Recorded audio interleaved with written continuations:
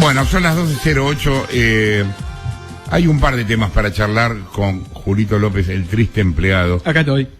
Quien acaba de llegar. Ahora cambió su gafete. No, porque vengo de un evento de IDEA. Le puso un cordón. No, es... Como si fuera un cordón naval. Sí. Lindo. No. Ah, mira, experiencia, idea, management. Claro, vengo López de ahí. Julio, triste empleado. De Richmond, dice, claro. Bien. Está cada vez más corporativo. Una cosa. Iba caminando, un taxista para y me dice... Vos sos el triste empleado. No, sí, tienes razón. Está bien, está bien. ¿Vos qué le dijiste? Yo lo reconozco, dijiste sí, obvio. Que sí. Obvio. Se entristeció. Bueno, a ver, hay dos temas para charlar y tenemos un rato largo, así que tomémonos esto con calma. Por un lado, la Corte ayer tuvo realmente la Corte dos decisiones justas.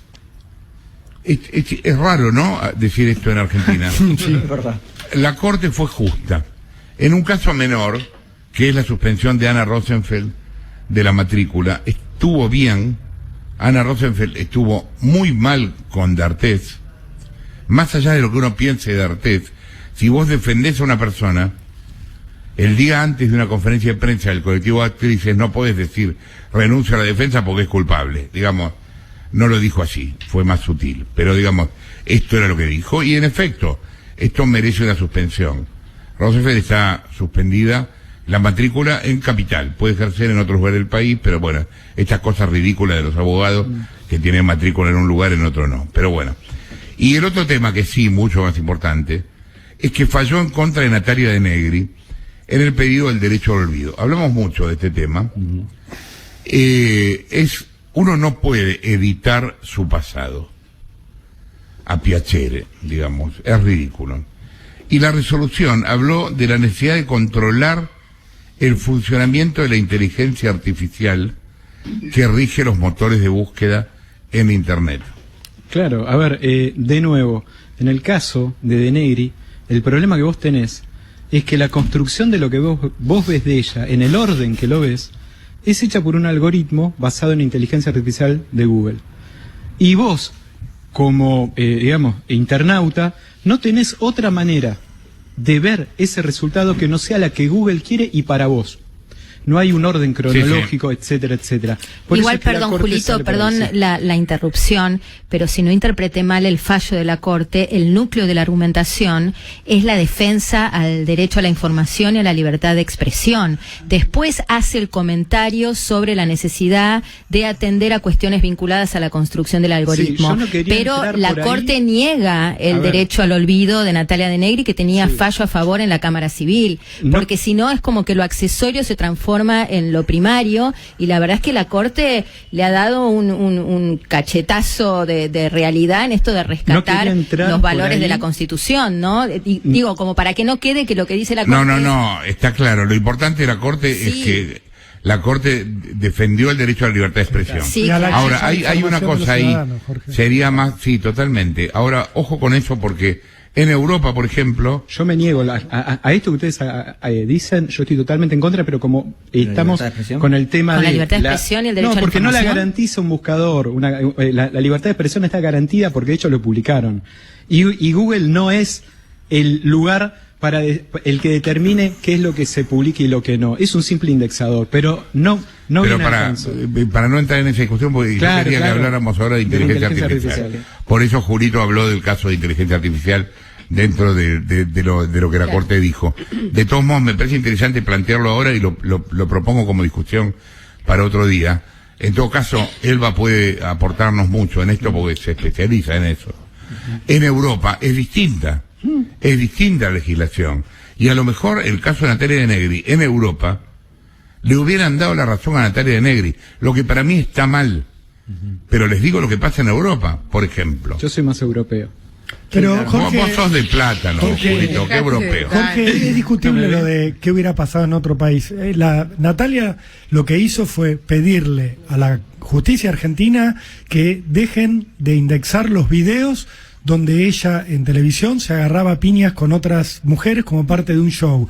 Y lo que le dijo la Corte Suprema es, la Constitución argentina, en su artículo 14, al estilo un fallo de la Corte estadounidense, garantiza el derecho a la libertad de expresión y el derecho de los ciudadanos al acceso a la información. Que eso, por eso digo, saltó Marina, yo concuerdo y anoche lo estuve hablando mucho en televisión, que es un fallo importantísimo para los periodistas, para la libertad de expresión, más allá del tema técnico que está buenísimo que lo abordemos, pero no dejemos de ver que acá lo que se le dijo a una persona es: no hay motivos para que se borre tu pasado porque tu pasado ya no te gusta, porque no hubo delito de por medio.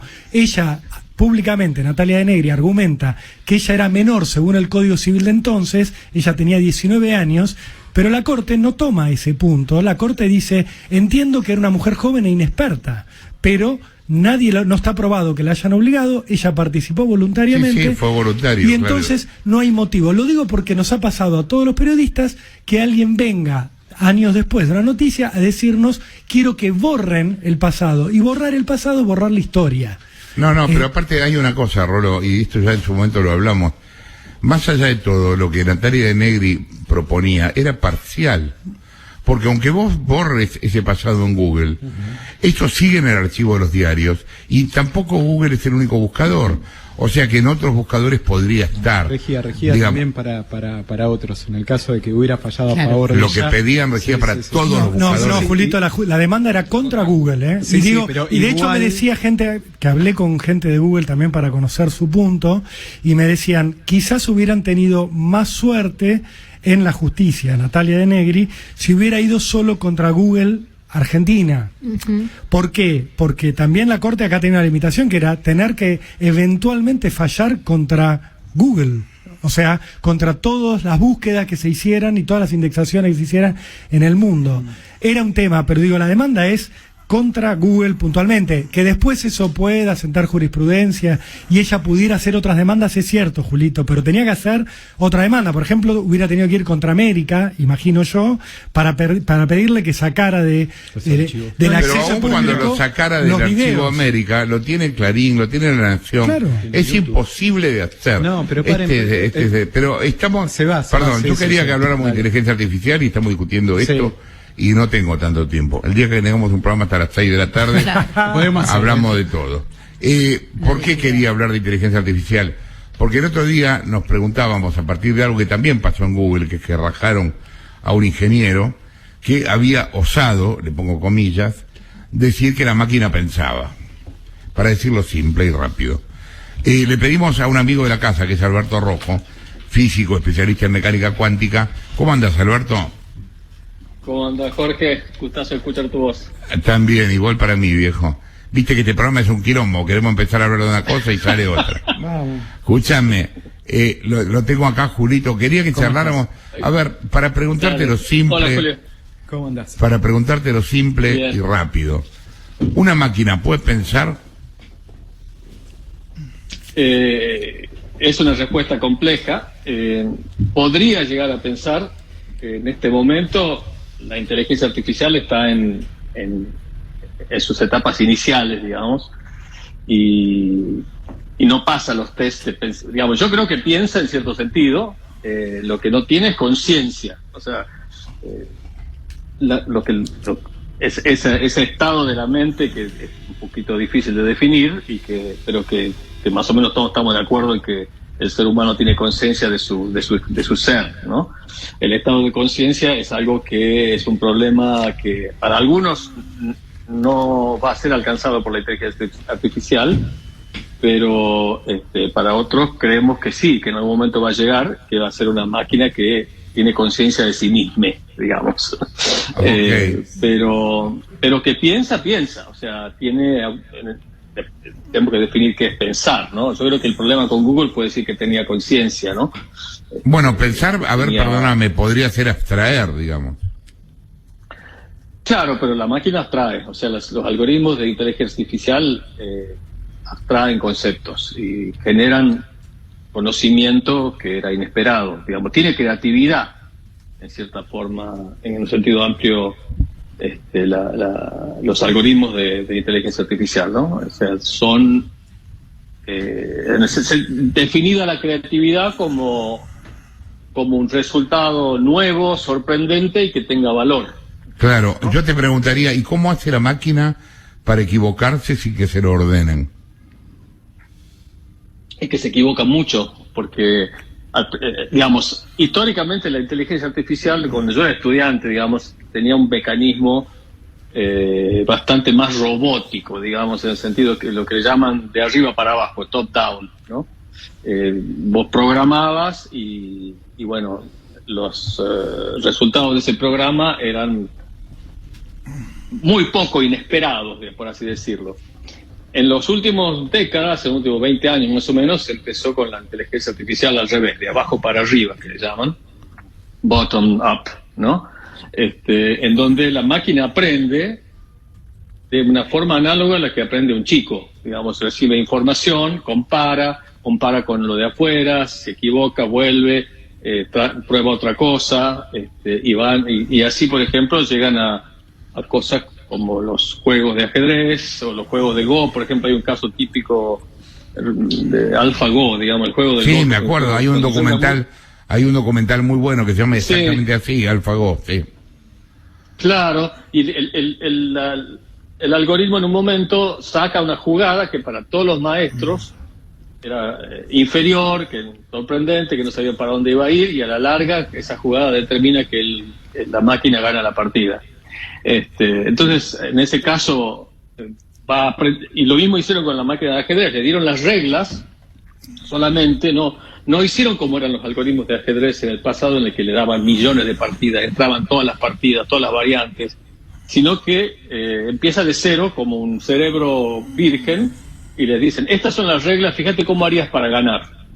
Y va probando, prueba cosas, algunas no funcionan, compara con el éxito, esta funciona, esta no funciona, y terminó siendo la partida. Ningún ser humano le puede ganar a esa partida, a esa máquina. Y después hay otras cosas que para mí son fascinantes. Por ejemplo, hace un par de años, el año pasado, en el laboratorio de MIT generaron una molécula, un antibiótico, a través de algoritmos, que nunca, digamos, que fue muy sorprendente porque no lo esperaban, que salga Alicin se llama por un personaje de Odisea Espacial, del 2001, que es un antibiótico de amplio espectro que cura bacterias, o sea, mata algunas bacterias que no las mataban algunos antibióticos anteriores. O sea, un antibiótico generado por un algoritmo que en el fondo podría ser, te sacaría el premio Nobel si lo inventabas por tu lado, pero no entienden bien cómo funciona, pero la máquina llegó a eso, que es un resultado nuevo, ¿no? Entonces, si eso es pensar, bueno, es una cuestión de lenguaje, pero yo creo que si ciertos algoritmos nos están abriendo el camino e inclusive estimulando como colaboración la creatividad propia, ¿no? Porque es un ida y vuelta, ¿no? O sea, es una especie de diálogo que nos hace entender nuestra propia creatividad y explorar oportunidades que por ahí estamos perdiéndonos como individuos creativos, ¿no? Julio. Sí, para pensar un poco con vos sabés que... Bien. Si yo te digo que mi teléfono, esto es algo que escuché y voy a repetirlo, si mi teléfono es 1.000.000 de veces mejor que la Pocket que yo tenía en los 70, es medio difícil que vos puedas diferenciar en qué, porque es 1.000.000. Sí, cuando vos decís un teléfono es 10 veces mejor, porque podés cuantificarlo y entenderlo. La capacidad de proceso que tiene la inteligencia artificial es 1.000.000 de veces mejor que cómo desarrollábamos las aplicaciones antes, en el pasado, y esa distorsión de no poder terminar de entender en qué cosas o qué cosas la componen mejor, es lo que causa este gris al que le pusimos inteligencia. Ese es mi razonamiento, y te explico por qué. Como vos sabés, la inteligencia artificial parte de una base. Vos le decís, yo quiero margarita, ¿sí? Este es tu mecanismo de recompensa, margarita. Y después de otro lado le doy carne, ojos, pedazo de mano, ¿entendés? Le ingesto cosas. Hasta que empieza a mezclarla y la empieza, entre comillas, a comparar, hasta que le da margarita y algo mejor que margarita. Entonces, ese proceso de prueba lo llamamos learning o de aprendizaje de la máquina. Ahora, es un sofisticado sistema de aprender por prueba y error con algo más de vuelo o creatividad, pero la máquina nunca es consciente de lo que está haciendo, ni lo que está desarrollando, sino que en base a variables y datos, y si no tenés datos realmente buenos, la máquina, sea el algoritmo que sea, no va a poder sacar algo en concreto. Depende siempre de eso, de los datos y las reglas que le des, no es capaz de concebirlo por sí mismo, y me parece que está demasiado jugado el término inteligencia simplemente porque no terminamos de comprender ese millón de razones que hay entre la tecnología vieja y este nuevo desarrollo. Si bien, como vos decís, ¿cuál es el resultado, Julio? ¿Se inventó el antibiótico o no se inventó? Sí, se inventó. Claro. Pero por eso yo no debo decir que esa máquina piensa o es una inteligencia artificial. Es un sofisticado método de cómputo, si querés. A ver, Alberto, ¿qué está bien, ahora... Ahí hay dos cosas que dijiste que están bien, en mi opinión. Que la máquina no tenga conciencia, eso por ahora estamos de acuerdo. Ahora, todo lo anterior que dijiste, cómo la máquina aprende por prueba y error y en base a inputs que se le dan, es como aprendemos nosotros. O sea, nosotros aprendemos en base a los inputs externos y a un sistema de recompensa que tenemos, de cosas que funcionan y cosas que no funcionan. Muy rudimentario cuando sos bebé, después se va sofisticando, pero el proceso de evolución del cerebro es muy parecido a lo que se quiere conseguir con los algoritmos de inteligencia artificial. Es cierto, después otra cosa que dijiste que me parece muy interesante es el hecho de que no entendemos, y eso es un punto fundamental de la inteligencia artificial, es que cuando nadie entiende bien cómo llegó, si bien hay inputs y que se le dan a los programas, cómo llegó al antibiótico, o cómo llega a un poema, a veces que componen poemas. O sea, llamarle inteligencia o no a eso es una cuestión, bueno, tenemos que definir el lenguaje, porque en el fondo, ¿qué llamamos a qué llamamos inteligencia humana también, no? Es sí, digamos, Alberto, claro. yo te diría que inteligencia es la capacidad de resolver problemas complejos. Bueno, entonces ya la máquina es inteligente, porque resuelve problemas muchísimo más complejos que resuelve problemas que son mucho más complejos que los que resolvemos nosotros, no todos, pero y además llega a soluciones inesperadas. Otro punto que dijo Julio, que me parece muy impertinente, es cuando vos pasás de 1 al millón y demás, la capacidad de cómputo del cerebro humano y la capacidad de conectividad que tiene todavía no es replicado por ninguna computadora. O sea, el cerebro de una abeja podemos replicar con una computadora, pero la cantidad de neuronas y la conectividad que tiene todavía es cuantitativamente inaccesible, ¿no? O sea, que es importante decir eso, porque si no, claro. A ver, nosotros somos muchas máquinas, digamos. Cualquier persona muchísimas. Muchas máquinas. Y con un método de almacenamiento, ¿no? Que todavía no entendemos. Sí. O sea, Alberto, claro. El punto acá es que el nene, en sus inputs, cuando va aprendiendo, tiene sus algoritmos escritos en su propio cerebro antes que se le enseñe. Entonces, la lógica o el algoritmo de Dios, si lo querés decir de alguna manera, está implícito en el ser humano cuando nace. Estas máquinas necesitan todavía que le armemos el set de datos, que mostrarle qué es lo que queremos obtener, y ahí en ese ámbito donde se mueve siempre sin conciencia, sin relacionar lo que está haciendo esto con esto, sino que tiene la capacidad de probar tan rápido las cosas y llegar a caminos de recompensa tan rápido y tan capilares, que nuestro cerebro ya no es capaz de hacerlo por nosotros. Pero eso no la marca inteligente o con conciencia de saber es graciosa esta pero discusión. son dos cosas. Perdón, Alberto, es graciosa esta discusión. Es graciosa esta discusión porque él es el techi. Él tendría que estar a favor de la máquina. Y vos sos físico cuántico, sí, digamos. Claro. Es teórico, es peor. Él es teórico. Bueno, lo que pasa es que yo tomo la actitud de mirar una tecnología incipiente y compararla con casos históricos, digamos, cuando inventó el Kitty Hawk, que era el avión de los hermanos Wright, que voló 50 metros, la gente decía, bueno, sí, está lindo, voló un poquito, pero vuela, es un juguete. Nunca vamos a tener un avión que cruce el Atlántico. Ya es un cambio cualitativo. Bueno, a los 15 años tenías un vuelo que cruzaba el Atlántico. Y la evolución de la tecnología, a mí me gusta la frase de Arthur Clarke, que dice que toda tecnología lo suficientemente avanzada es indistinguible de la magia, ¿no?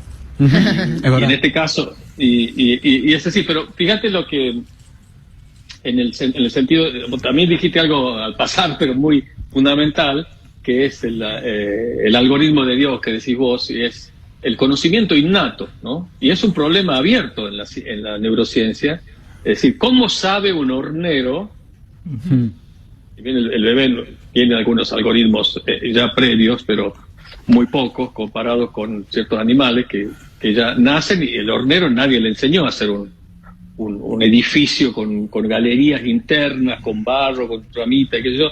Eso ya, el algoritmo viene escrito a lo largo de milenios, de millones de años de evolución.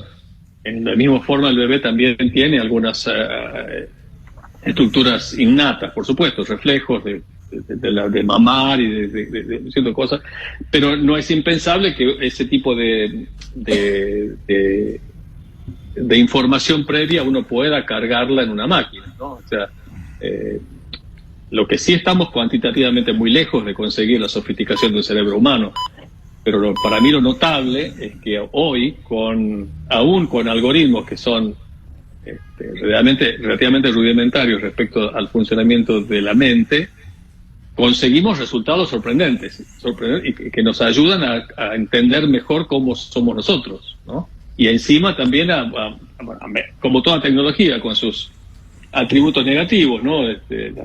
El data mining que llevó a Trump a ser presidente, o las guerras que se van a hacer de inteligencia artificial, que hay la cantidad de dinero invertido en la agencia de seguridad acá. Inclusive hay un programa de la agencia de seguridad para por otros problemas abiertos de la inteligencia artificial, es el sentido común. No tienen sentido común en principio, ¿no?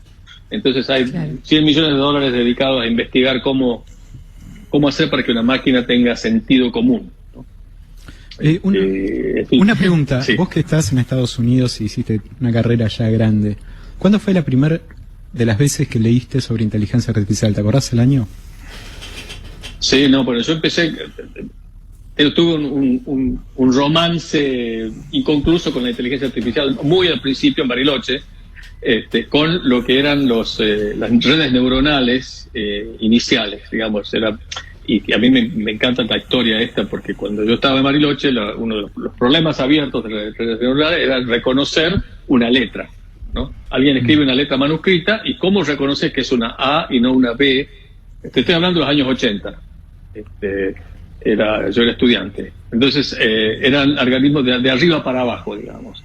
Y hoy tenemos algoritmos que reconocen las caras mejores que los seres humanos. O sea, hay los mellizos, los gemelos, ¿no? Yo tengo estudiantes gemelos que a veces van a los congresos de reconocimiento de caras, porque un test para los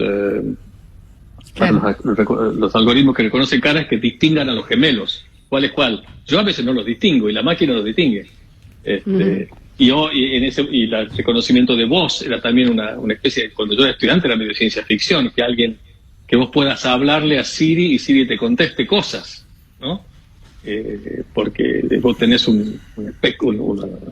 la señal espectral de la voz es una cosa muy desordenada, y de pronto la máquina entiende que vos les estás diciendo cosas, interpreta el lenguaje, organiza la frase y te contesta cosas semicoherentes. Hay ya algoritmos para hacer terapia, ¿no? Automáticos.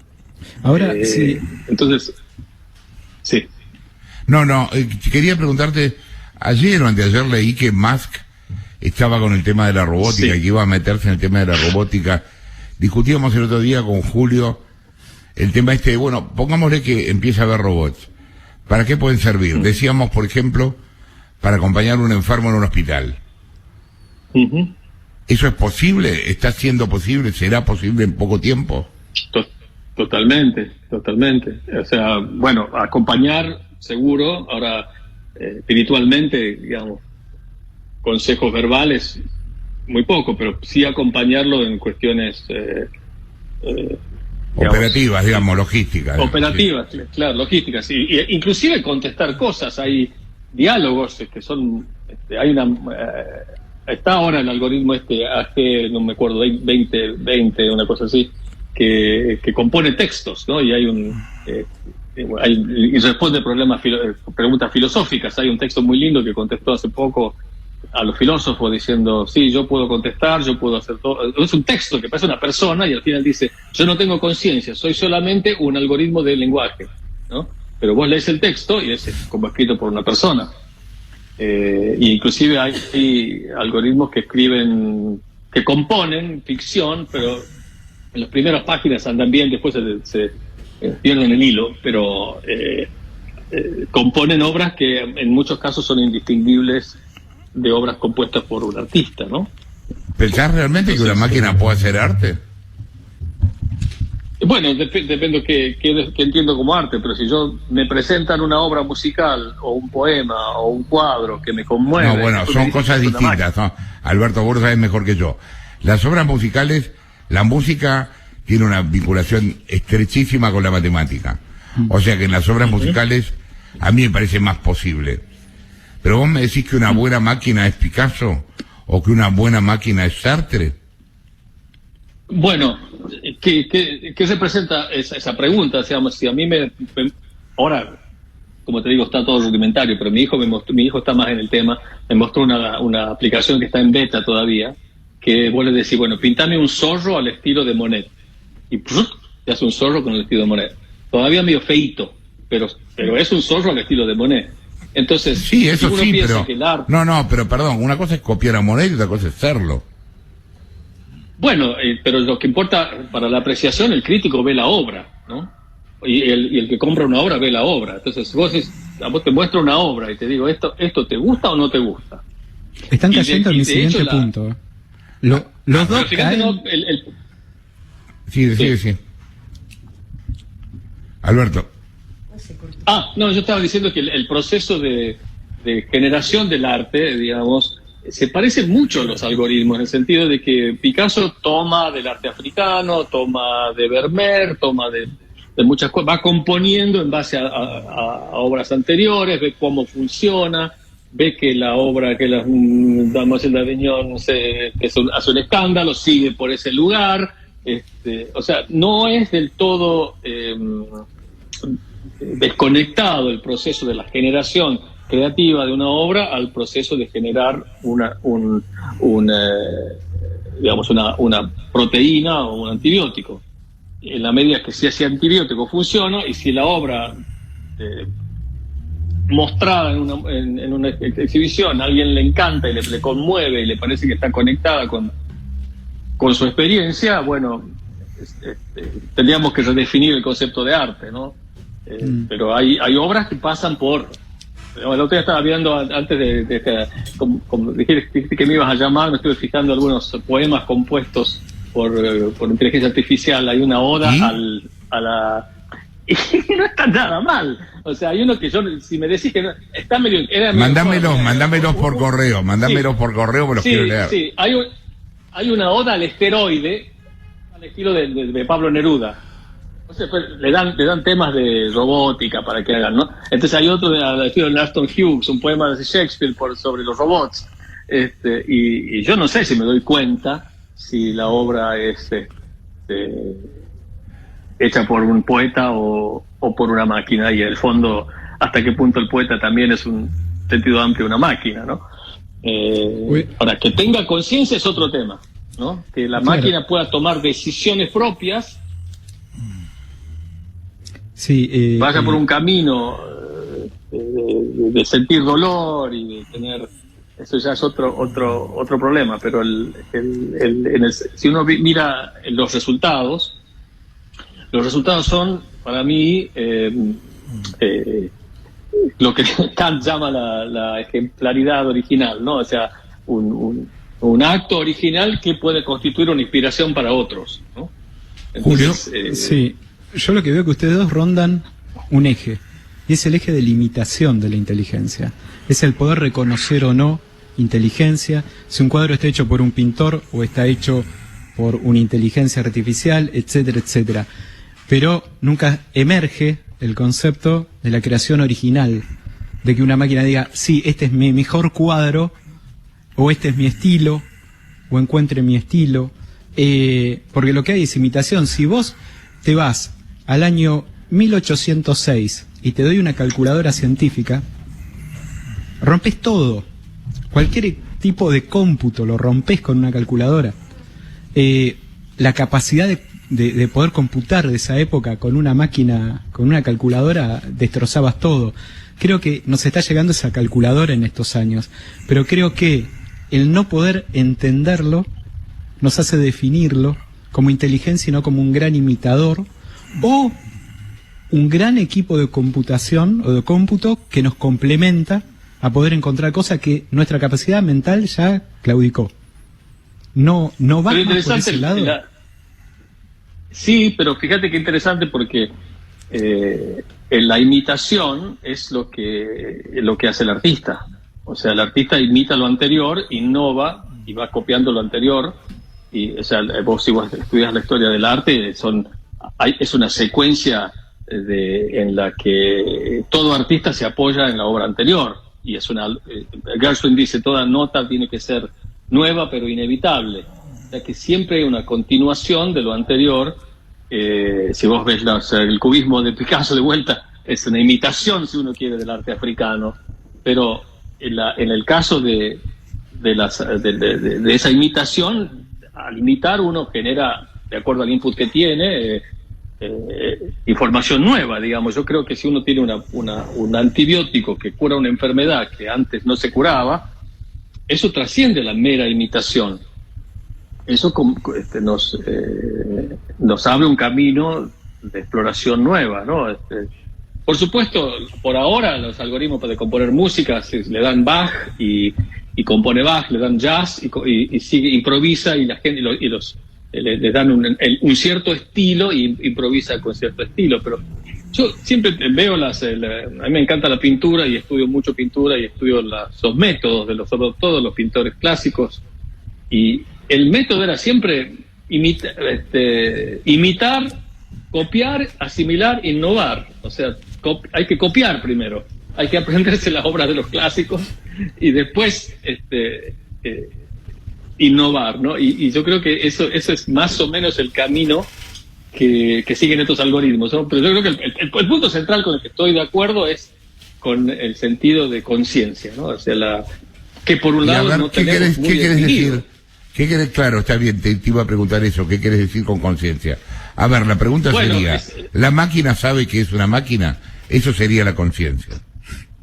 Claro, bueno, sí, es tener el estado consciente que tenemos los seres humanos, y que es toda un área de investigación y que no está muy bien definido, digamos. ¿Qué significa que alguien tenga Bueno, nosotros sabemos, o sea, yo sé que soy yo, digamos. Nosotros vos sabés que sos vos. Claro. Bueno, pero yo cómo sé que vos sabés que sos vos, porque me lo decís. Claro. Entonces, la máquina me podría... ¿Cómo puedo verificar? ¿Cómo podría hacer un experimento desde afuera para saber si la máquina me está diciendo que es consciente o si es consciente? En principio, ese estado sofisticado de la conciencia, que es el libre albedrío, o por lo menos la ilusión de un libre albedrío, eso la máquina está muy lejos, ¿no? Aparentemente. Pero el asunto es si en principio, aumentando la complejidad de lo que tenemos hasta ahora, podríamos llegar a seres conscientes, ¿no? Vos sabés que eso da un poquito de miedo, pero bueno, si la tecnología, yo cuando hablamos de inteligencia artificial, y es cierto, hay un libro, lo que dice Julio es tan pertinente, de que tenemos miedo o no sabemos cómo definirlo.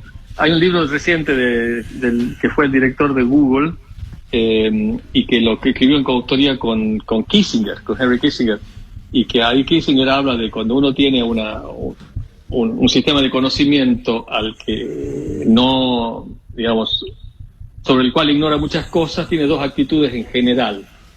O lo nombra una religión o lo combate con armas, ¿no? Es muy interesante, ¿no? Con la actitud que estamos teniendo así con la inteligencia artificial y de cautela que tienen mucha gente super top, digamos. Elon Musk, Bill Gates son bastante, digamos, advierten sobre los posibles daños que puede causarnos, ¿no? Vos sabés que yo te escuchaba vos hablar en algún momento mencionaste la palabra dolor, etcétera. La creación me parece que también tiene que ver con experiencias, sería muy chiquito llamarlas físicas, pero físicas o anímicas, que la máquina no puede tener. La máquina no sufre, no es feliz, no sueña, tampoco sé si deliberadamente olvida, sé que olvida, pero no sé bien cómo es el proceso en la máquina del olvido. O sea, hay un montón de emociones humanas que tienen que ver con la creación. Totalmente, que no las tiene la máquina, pero al final el producto final, digamos, el que hace que esa creación se comunique con otro ser y le toque la vida a la otra persona y a su vez genere una nueva obra, esa obra que emerge de un algoritmo que de alguna forma imita el proceso mental, es en muchos casos indistinguible. Si bien es el resultado de un proceso interno en el que muchas veces uno lo puede leer indirectamente, uno ve una obra y puede leer el dolor de Rembrandt o puede ver que hay la experiencia que hay detrás de esa obra, y quizás haya también una obra en la que uno pueda ver algo que pasó adentro de esa máquina en abstracto, que no resulta de todos esos sentimientos que bien detallás vos, ¿no? O sea, yo creo que el punto es ese, digamos, para mí, más que es el resultado del dolor, es el resultado de un sufrimiento o de una experiencia positiva, porque no siempre sí, claro, la máquina no se enamora, ¿no? Digamos, no es se feliz. Enamora, claro. Ponele, por ahora.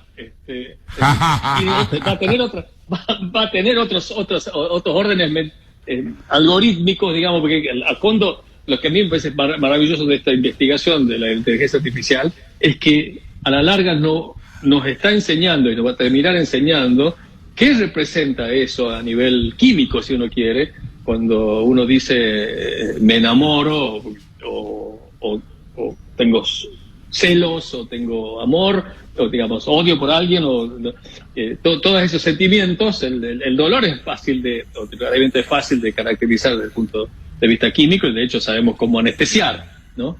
O sea, entonces pensar que una máquina podría tener dolor, digamos, no me parece, bueno, impensable. Ahora es cierto que estamos lejos porque son todos problemas conectados con ese enigma que es la conciencia, ¿no? Dicen que el amor es el mejor truco de la naturaleza para que sigamos adelante como humanidad. Si no hubiera estado eso, directamente no nos hubiéramos ni reproducido. Pero el punto es, vos hablaste de miedos también. Yo te cuento mi miedo. No sé si querés otro instinto fundamental en la supervivencia, ¿no? El miedo, claro que sí. Ahora, cuando lo vinculás con inteligencia artificial, si vos me decís, ¿qué te da miedo de todo esto? Yo realmente, te lo digo con toda honestidad, no creo que logre ver yo con vida una máquina que sepa que es una máquina. Te lo digo así clarito. Ahora, sí, lo que te digo es que yo creo que no voy a saber reconocer cuando haga algo o necesite información y la pida, si eso fue producto de un ser humano o estoy hablando con una máquina. Eso sé que si tengo el tiempo de vida normal de un ser humano, quizá lo logre ver. Y lo que me da miedo de ese cuento, de ya no distinguir una conversación con un humano que con una máquina cuando estoy interactuando, pidiendo información o lo que fuera, es que esa máquina va a tener un poder de cómputo y de conocimiento muchísimo más grande de cualquiera de los seres humanos que está con vida. Por lo tanto, va a tener un poder de manipulación en los datos que entrega totalmente diferentes. Ese es el miedo que a mí me da cuando estamos desplegando inteligencia artificial o imitación de inteligencia artificial para mi religión. ¿Cuál es tu miedo cuando hablas de inteligencia artificial? Yo tengo, digamos, miedo digamos, parecidos a los tuyos, pero yo soy más optimista en el sentido de que ya en un sentido, en una dirección completamente especulativa, yo creo que los gobiernos deberían estar apoyados más en algoritmos de inteligencia artificial que en personas, porque en el fondo mucho de las grandes decisiones que afectan a grandes grupos de personas no están tomadas. La verdadera finalidad, que es maximizar la felicidad de los individuos, sino informadas por una búsqueda de ego, de poder, de cuántos votos voy a sacar, de qué prestigio voy a tener, de cuánta guita voy a ganar. Entonces, si conseguimos que haya superalgoritmos que en el fondo los que piensen o los que consideren, por ejemplo, en un sistema, en una visión un poquito microscópica de ese propósito, es los autos que se manejan solos. Los autos que se manejan solos, vos la responsabilidad de manejo se la estás pasando a un algoritmo que va a manejar muchísimo mejor que yo, o que nosotros. Que yo es más fácil, cualquiera maneja mejor que yo. Pero hay 12 millones de personas por año que mueren de accidentes de auto en el mundo. Entonces, si vos conseguís que sofisticar los algoritmos de manejo de autos, que se pasan a disminuir la mortalidad humana en una cantidad enorme, ¿no? Entonces, de la misma forma, otras decisiones más sofisticadas, así como hay ahora algoritmos para hacer finanzas y para hacer, yo creo que tienen que ser apoyadas en las decisiones grandes de gobiernos, en algoritmos que están programados con el criterio de a ver cómo hacemos para que la mayor cantidad de individuos del planeta tengan menos ansiedad, tengan menos hambre, haya más solidaridad, mayor igualdad, ¿no? Esos propósitos en general no están alineados siempre con las voluntades políticas. Entonces esa es mi especulación.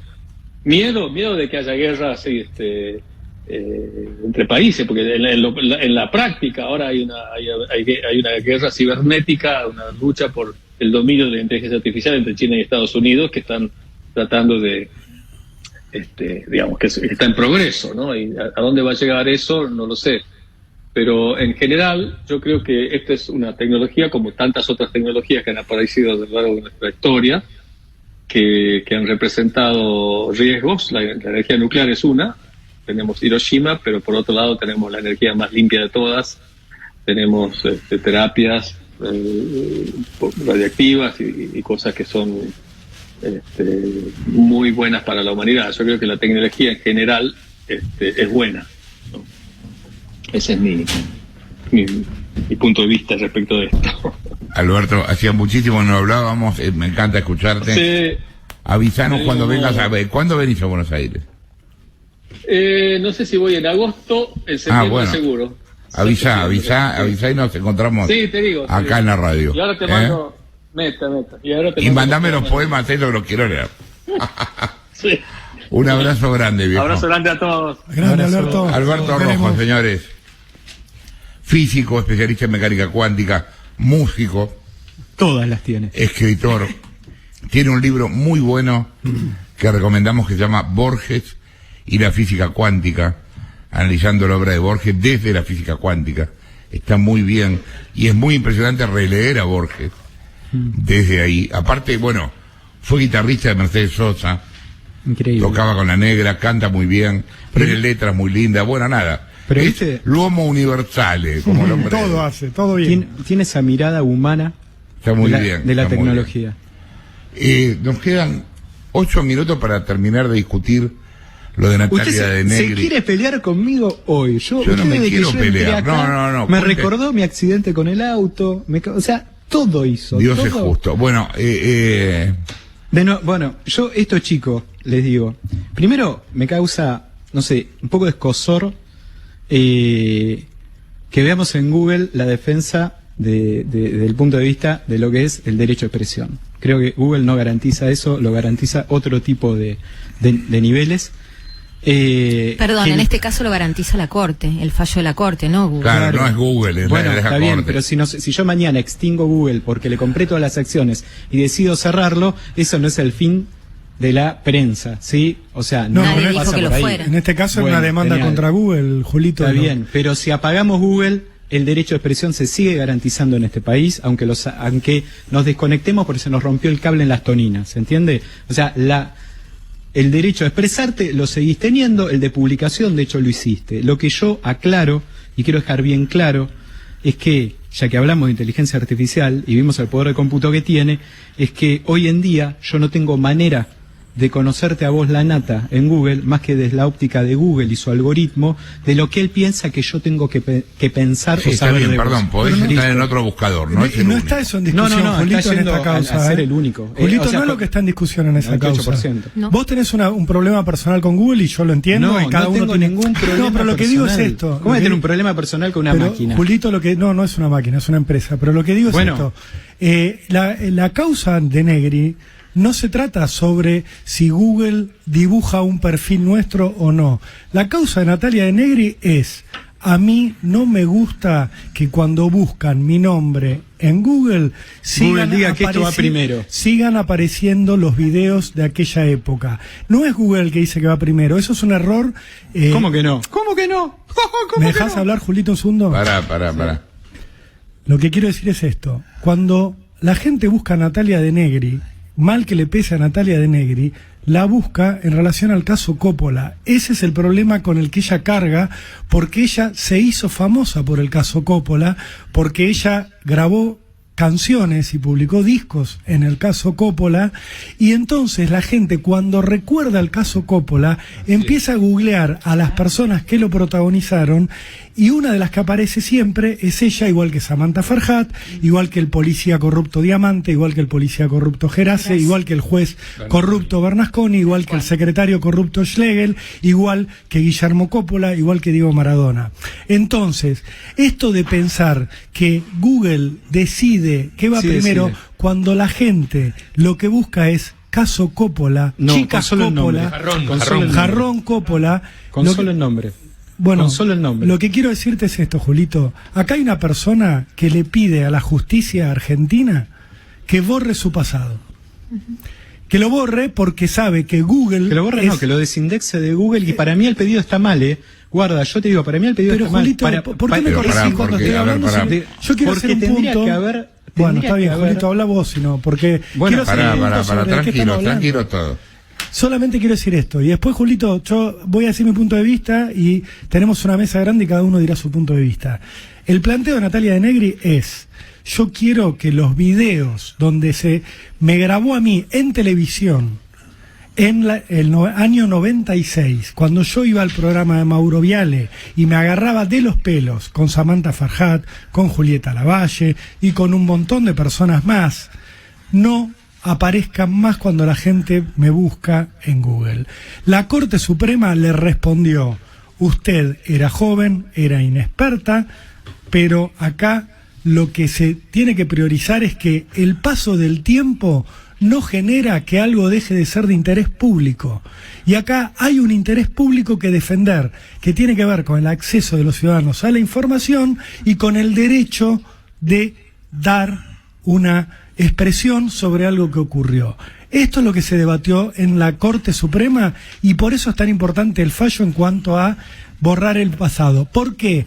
Porque no se trata de un caso donde haya habido material cuya propagación no fue autorizada por el protagonista de ese material, digo, los típicos y lamentables. Ponele Ferriols. Claro, por ejemplo, no es que le hiciera una cámara oculta a alguien y esa persona hoy está viendo, che, sáquenla porque la grabaron sin mi consentimiento. O me hackearon mi computadora y me robaron un video donde yo aparezco sacándome los mocos de la nariz y no quiero que se siga viendo porque me lo robaron ese video y yo no quería que se difundiera. O había fotos de explotación sexual infantil y Google la sigue indexando y yo quiero hoy como adulto que no se indexen más.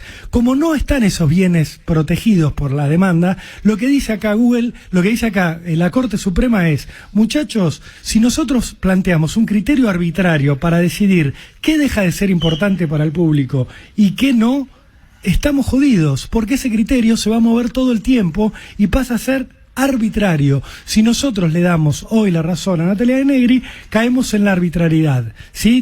Dice concretamente, si se admitiesen razonamientos de esta naturaleza, es decir, de que la información de aquel momento hoy no le resulta agradable a Natalia de Negri, y tiene razón en que no le resulta agradable, basados en gustos o puntos de vista particulares, introducen en el estándar de análisis una variable extremadamente maleable y subjetiva que abre la puerta a la arbitrariedad y por ende debilita la protección de la expresión. De esto habla la Corte, del artículo 14 de la Constitución. Eso es lo que yo solo quería dejar en claro, y por eso me parece que es un fallo al estilo de los fallos de la Corte Suprema de Estados Unidos, que nos recuerda a los ciudadanos las cosas que protege la Constitución, como la libertad de informarnos y a expresarnos. Julio. Bien, bueno, el tema es este, está mal hecho el pedido de ella, eso sí, el abogado pobrecito tiró cualquiera, pero ella tiene una afectación real, ¿sí? Y la afectación de esa persona es que cada vez que se busca su nombre y apellido, arbitrariamente Google decide qué es lo que vos tenés que saber, desde vos, ni siquiera... Pero eso es lo que hace un buscador, Julio. No, porque vos podés darle, pues el acento que ponen tus algoritmos, ¿qué pongo primero? ¿Por qué va primero esto y no otro? ¿Ok? Entonces, primero eso. Segundo, no le da a Google la puerta para decir al tipo, pará, quiero conocer yo qué pasó con esto. Ordenámelo por fecha, esta búsqueda. Tirame una búsqueda comprensiva desde off tus algoritmos. O sea, no quiero ver el acento de tus algoritmos en estos resultados de búsqueda. Eso que tendría que ser por default, o sea, tendría que contestar así un buscador, como lo era antes de tener ese botón al feel lucky o tengo suerte, siento que voy a tener suerte, que después se incorporó como el estándar, es lo que causa esta afección, que es que cada vez que busco una persona, viene esa parte del contenido. Hoy Google, vos lo tomás como que Google es Google, y Google es San Google, y se acabó con Google.